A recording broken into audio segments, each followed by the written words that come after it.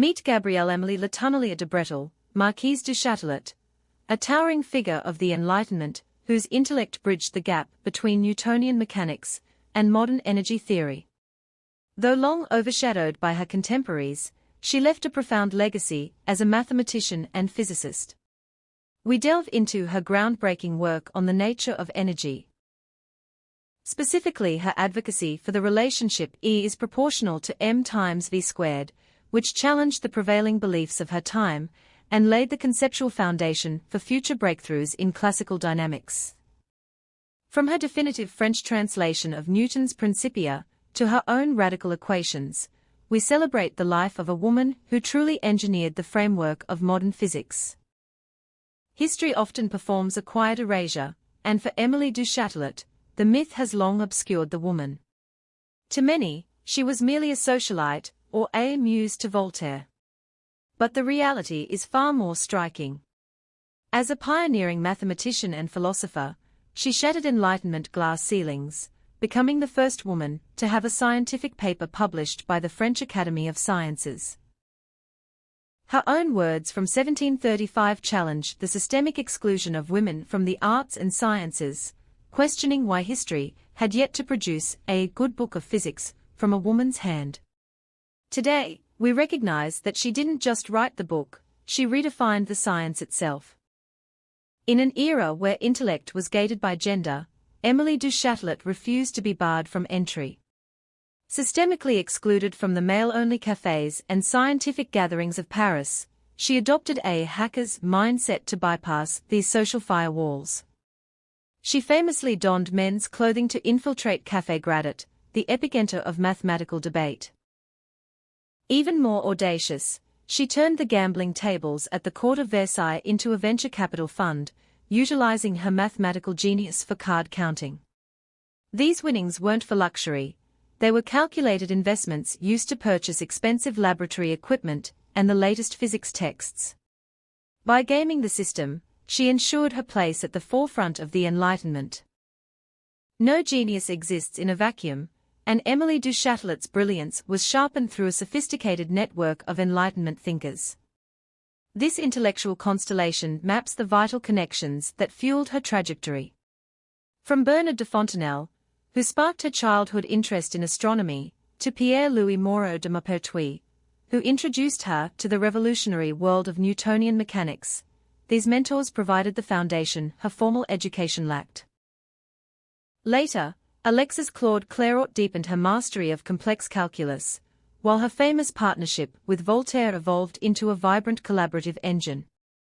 Together, these relationships provided the mentorship and provocation necessary for du Châtelet to emerge not just as a student, but as a peerless independent force in physics. Welcome to the Château de Cirey, the architectural heartbeat of Émilie du Châtelet's intellectual revolution. Beyond its elegant aristocratic facade, this 18th-century sanctuary served as a high-tech fortress for the mind. Funded by her calculated gambling successes, the Grand Library housed an astonishing 21,000 volumes, while the dedicated physics laboratory featured scientific instruments so advanced they rivaled those of major European universities. Cirey was far more than a residence. It was a collaborative hub, a magnet for the era's most brilliant philosophers and mathematicians. Here, shielded from the turbulence of the Parisian court, du Châtelet engineered a space where the Enlightenment wasn't just debated, it was rigorously constructed. This was her laboratory of legacy. In 1737, Émilie du Châtelet conducted a revolutionary experiment on the nature of fire. Using a multicolored bedsheet, she observed that purple sections dried faster than red, revealing a fundamental link between the color of light and its energy. With this insight, she boldly refuted the prevailing theory held by titans like Newton and Voltaire that heat possessed physical weight. Her groundbreaking work, published in 1739 as dissertation sur la nature et la propagation du feu, secured her legacy as the first woman published by the French Academy of Sciences. This experiment wasn't just about drying cloth, it was a defiant act of scientific discovery that bridged the gap between classical observation and modern thermodynamics. The 18th century was defined by a monumental clash of physics. Cartesians relied on mechanical vortices, Newtonians championed universal attraction, and Leibnizians delved into the living force of vis viva. These schools of thought often seemed irreconcilable, divided by differing views on the nature of space and gravity. Enter Émilie du Châtelet. In her 1740 work, Institutions de Physique, she performed a masterstroke of intellectual diplomacy. She merged the metaphysical foundations of Leibniz and the principle of sufficient reason with the empirical mechanics of Newton. By unifying these disparate worlds through the modern language of advanced calculus, du Châtelet provided the comprehensive framework that allowed physics to finally move forward as a cohesive discipline. Step into the center of the Enlightenment's greatest physics feud, the debate over vis viva, or the living force. On one side stood the establishment, Newton and Descartes, who insisted that force was a simple product of mass and velocity. Their flaw: a narrow focus on linear momentum that couldn't explain the whole picture, but Émilie du Châtelet, alongside Leibniz, saw further. They proposed a revolutionary shift: energy is proportional to mass times velocity squared. This wasn't mere pedantry. It was the essential breakthrough for solving complex mechanical puzzles like inelastic collisions. By championing this squared relationship, du Châtelet helped define modern kinetic energy, proving that in the quest for truth, momentum is only half the story. Behold the physical manifestation of a mathematical revolution. The Gravesand du Châtelet proof provides the definitive empirical evidence required to settle the vis viva debate.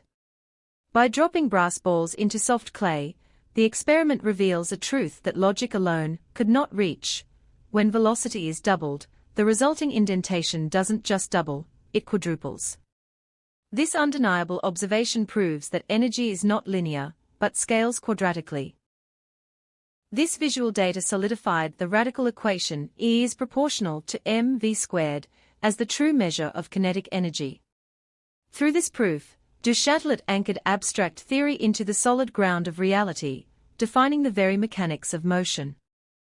Trace the timeline of physics and you'll find that Émilie du Châtelet didn't just participate in the Enlightenment, she architected its future. This synthesis arc reveals her work as the critical link in a centuries-long chain of discovery, starting in the 1740s with her radical quantification of energy as E is proportional to mv squared. Her mathematical framework became the bedrock for titans like Euler and Lagrange. By the 19th century, her conceptualization matured into the formal law of conservation of energy. Ultimately, that squared relationship between energy and velocity echoed through time, finding its ultimate resonance in Einstein's E equals mc squared. Far from a mere translator, du Châtelet was the visionary architect who laid the tracks upon which modern physics still runs. Newton's Principia was a masterpiece locked behind archaic Latin and convoluted geometry, nearly impenetrable to the European scientific establishment. Enter the du Châtelet lens.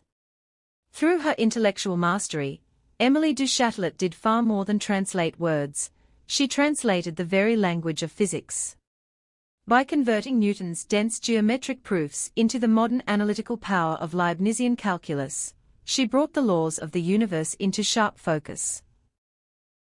Her work, Principia's mathematics, served as the vital bridge that unified terrestrial and celestial mechanics for continental Europe. She took the inaccessible and made it analytical, ensuring that the foundations of modern physics were not just preserved, but finally understood. While history often casts her as a mere messenger, this slide reveals Émilie du Châtelet as a formidable original scientist. She didn't just translate the laws of the universe, she refined and expanded them. This slide highlights her independent breakthroughs, providing the definitive analytical solutions proving that rotational gravity causes the Earth to bulge at the equator, and boldly correcting Newton's erroneous assumption of homogeneous planetary interiors by proposing varying densities. Furthermore, she tackled the legendary three-body problem, utilizing sophisticated mathematics to clarify how the sun and moon dictate the rhythm of Earth's tides. These original additions prove that du Châtelet was not standing in the shadow of giants, she was walking among them. In the final act of her life, Émilie du Châtelet entered a desperate race against time. After becoming pregnant at 42 in 1748, a haunting premonition of her own death drove her into an obsessive, 18-hour-a-day intellectual marathon. She abandoned all social life to finalize her sprawling calculus and commentaries, determined to secure her legacy before the clock ran out. On September 4, 1749, she gave birth to her daughter and completed the final manuscript of her Principia translation. Just 6 days later, she passed away. This ultimate sacrifice ensured that her voice, and the foundational mathematics of modern physics, would survive her physical end, echoing through the centuries long after the hourglass ran dry. We conclude our journey with the portrait of a woman who refused to be a footnote.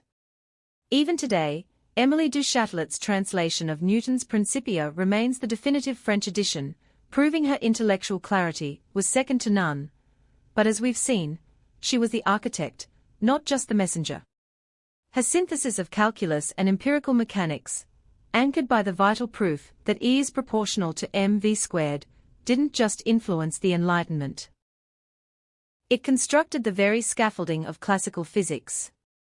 As she boldly wrote to Frederick the Great, she was her own person, responsible for her own gifts. Her enduring foundation reminds us that true genius is not just discovered, it is defiantly claimed.